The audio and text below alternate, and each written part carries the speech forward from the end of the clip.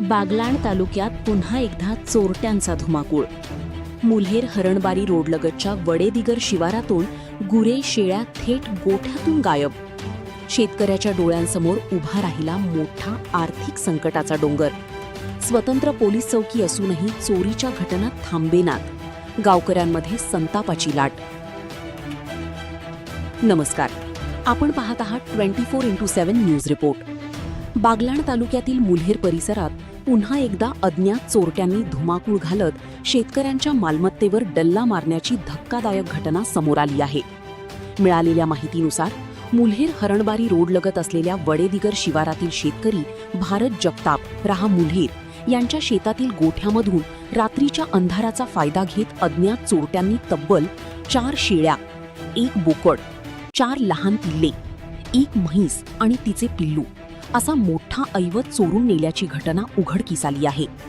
सकाळी गोठा उघडल्यानंतर जनावरे गायब असल्याचे लक्षात येताच शेतकरी भारत जगताप यांच्या पायाखालची जमीनच सरकली.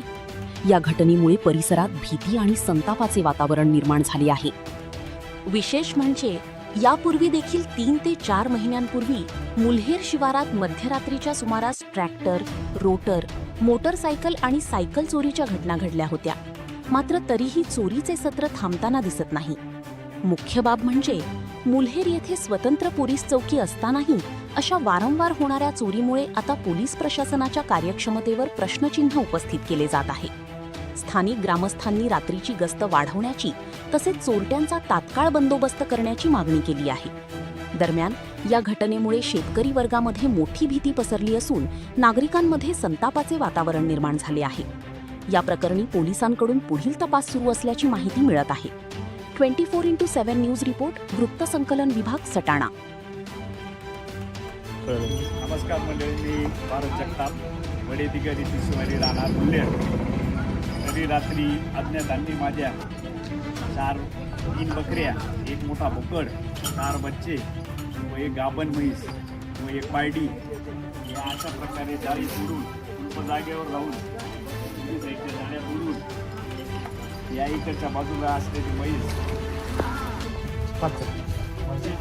गेट लावलेला असताना मागच्या बाजूची जाळी सोडून इथून अज्ञात घुसून आल्यानंतर गेट खोलून इथून म्हैस, गाभण म्हैस 5 ते 7 महिन्याची गाभण म्हैस सोडून नेली त्यांनी. तरी आता शेतकऱ्यांनी हे सगळे आपले जनावरं ठेवायचे कुठे हा प्रश्न सगळ्या शेतकऱ्यांच्या मनात निर्माण झालेला आहे.